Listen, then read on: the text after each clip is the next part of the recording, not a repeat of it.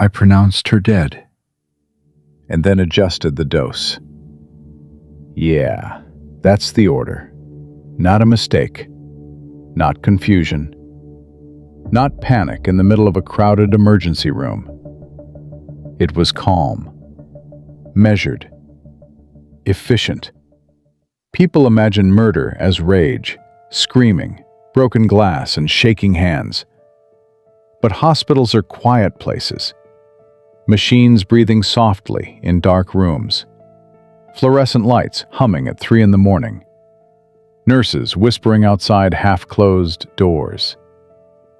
Death doesn't usually arrive like a gunshot. Most of the time, it arrives professionally. A signature, a syringe, a monitor suddenly going flat. And eventually, you stop reacting to it emotionally. That's the dangerous part. Not becoming numb, becoming organized. You learn how to stand beside suffering without letting it slow your hands.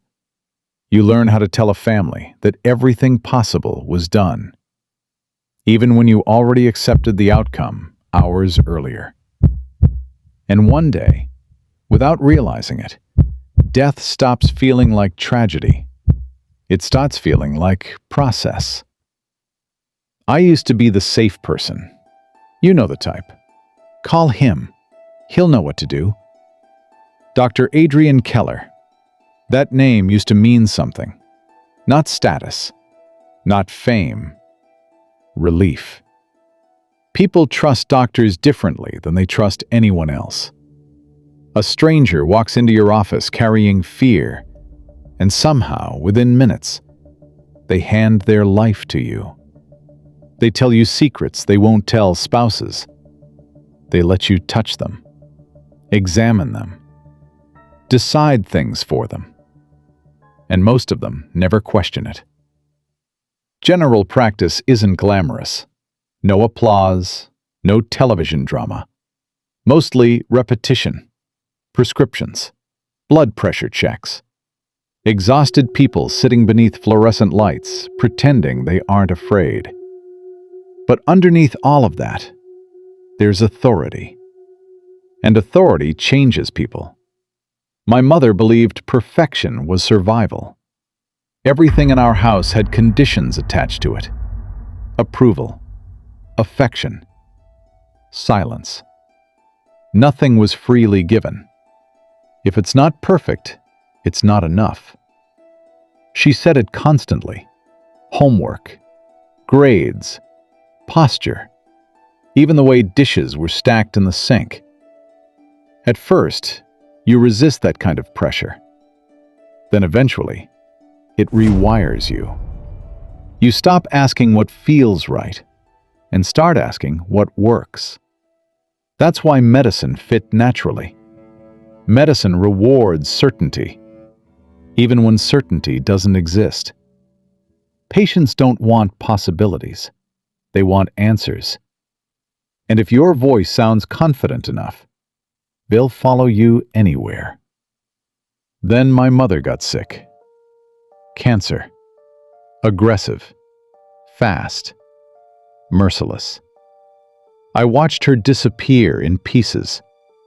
Not physically at first. Psychologically. That's what illness really steals.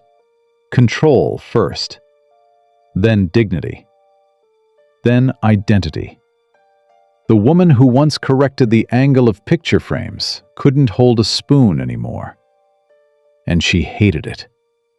You could see humiliation living behind her eyes every time someone helped her stand, every time she forgot a sentence halfway through.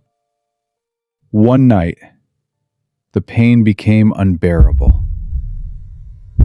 A doctor entered the room, calm, efficient, syringe in hand. "This will help." And it did. Within minutes, her breathing slowed, her shoulders relaxed. The pain disappeared from her face for the first time in weeks. But I wasn't watching her. I was watching him.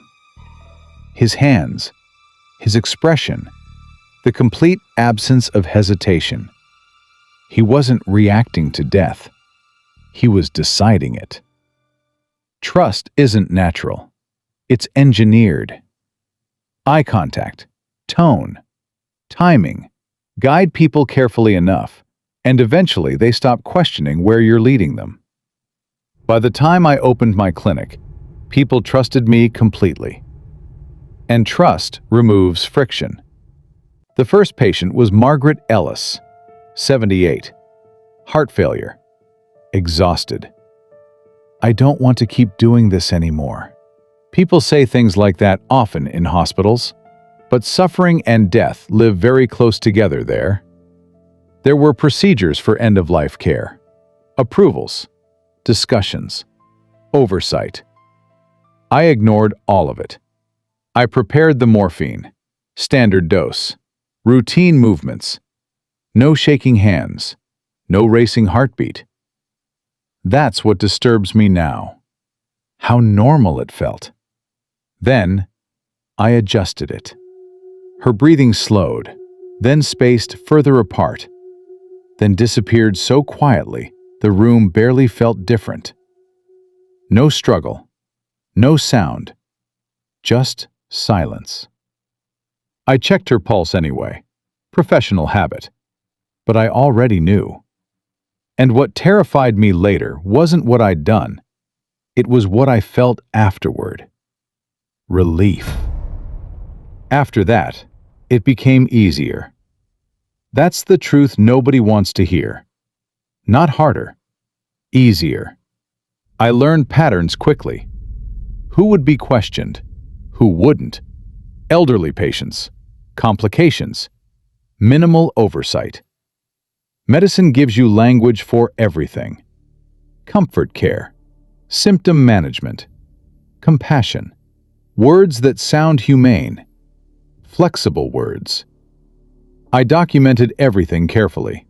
Precise notes, logical explanations, clinical phrasing that transformed decisions into procedure. Families cried beside hospital beds, then thanked me afterward. That part never stopped feeling strange. Hands shaking while holding mine, thanking me for guiding someone peacefully through suffering. Over time, I stopped staying in the room afterward. I didn't need to. I already knew the outcome. Administer, leave, write, sign, move on. Routine. There was a moment I could have stopped. Daniel Reeves, 64. Stable. Recovering well. He talked constantly about taking his wife to Italy after discharge. He laughed in that room like healthy people laugh, casually, without fear. And for the first time in years, I hesitated. Because this didn't fit the pattern. There was no justification waiting for me, no inevitable decline, no emotional excuse. Just choice. I remember standing beside his bed, realizing I could still walk away. And for a second, I almost did. But the mind protects itself. It manufactures permission. He'll decline again. He's suffering more than he admits. The lies arrive softly, and eventually, they stop sounding like lies. So I acted. And the second it was done, I understood something horrifying. It wasn't mercy anymore. It was control. The mistake wasn't emotion. It was greed. One patient had money, no family, no scrutiny.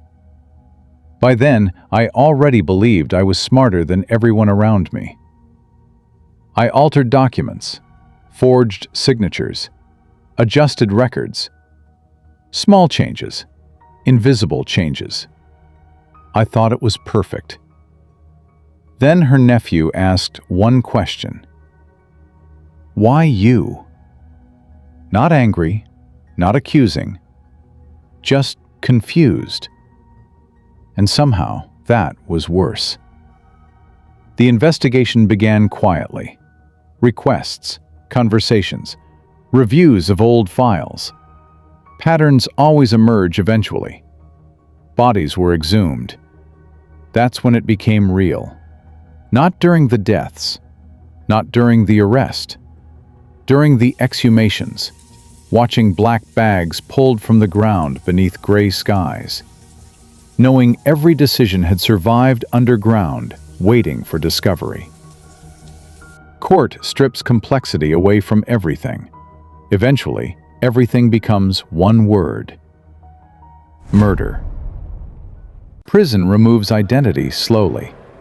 No title, no authority, no trust. Just routine, concrete, metal, time.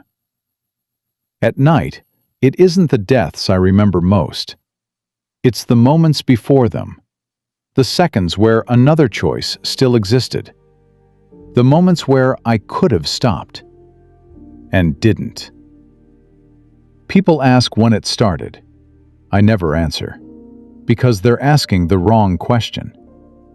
It didn't begin suddenly. It accumulated, decision by decision, compromise by compromise, until eventually the unthinkable felt natural. I pronounced her dead, and then adjusted the dose, because by then it felt right.